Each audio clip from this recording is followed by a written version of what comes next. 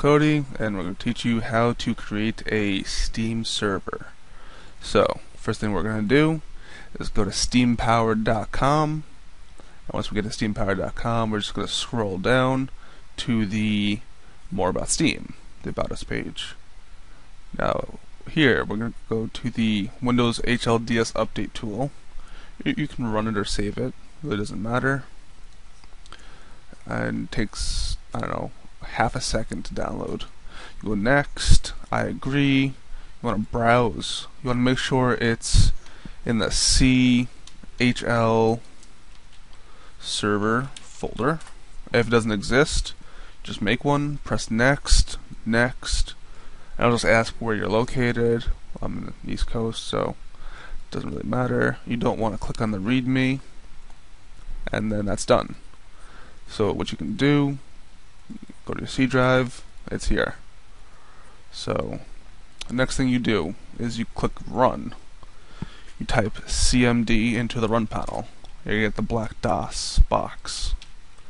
You're going to type cd dot dot, then cd dot dot again. In here, you're going to type cd as in directory. You want your HL server. Then in here, you want to do the HLDS update tool .exe, and for the command you want to update. For some reason the install portion of it doesn't work, it just installs it under update. Then you want the game, which in this case would be Counter-Strike source, and in directory we'll just have it as the basic HL server. And it is downloading. Now this does take roughly alright, here we go.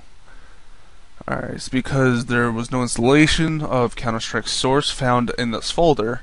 It's going to start downloading everything of Counter-Strike source. Now this does differ from the regular Steam dedicated server you can get off the Steam page, because that's just a quick add-on. It's not its own software.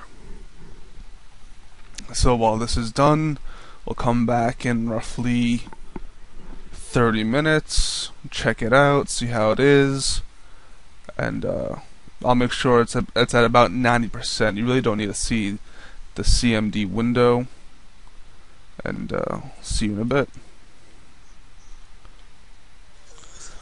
Alright, welcome back. We are at 90%. We'll lower that for a second. Alright, and as you can see now, it's just downloading the sounds and just the rest of the small files. It's blazing fast internet. Alright, now if you want, you can take a look at your HL server. Now it should be C-Strike. Now your C-Strike is where you would put in, what is it now for Counter-Strike? Your Manny mods would be in here. Your custom skins, your maps, this is where everything would go. Alright, what is it saying? What is this checking? And you'd add your maps and your map cycle and your map list. So what you can do is you can just pop that open with Notepad or WordPad, and you can take out maps. If you just want like a Dust2 only, you just take everything out, delete it, you know, press save. Now it's Dust2 only. And if you wanted your server name, this is what you would see. Normally it would have the Windows 98 look to it, so you can just double click on it. It would say, can I open this file, because it's a .cfg. So you just use the select the program from a list. I use WordPad because it's a little bit more even with everything. Notepad sometimes pushes everything to the right, so you just open up with WordPad, and it would change all the other CFGs over. Now this, it would be the host names, the Archon passwords. Normally you can find a configurator for this on the, I believe it's the cstrike nation.com, where it will make a configurator for you. You can just copy and paste it directly into there. And as soon as this is done, there should be srcds.exe right over here. And what this will do is you can open up in an interface instead of a console. Interface does take up a little bit more CPU usage, but it's also, for some people, a little easier to work with because you can see the players and the stats, and some commands are a little easier, map changes a little easier, banning's a little bit easier. If you have it in console mode, it would be running pretty much like this, which would be, less CPU usage on that, so you could focus more into the game. Now, you see this is completed. This does happen sometimes, but it doesn't mean anything. You can just click close and open from srcds. And let's see. You want to copy, you want to paste the shortcut. This is for console mode.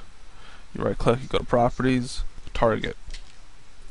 And in the target, you should have a list.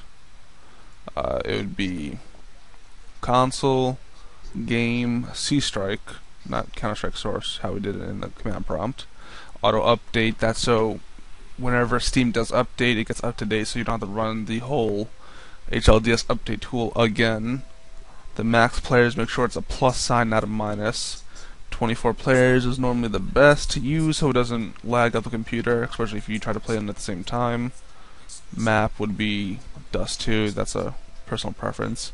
Just press apply, OK, and you just open it. And unblock.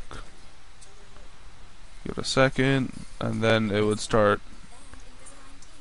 This would start in console mode. And then you're done. You can just minimize it, wait about 30 seconds or so, and then you can run your own console. And this is. Alright, thanks for watching the video for how to create a game server from Steam.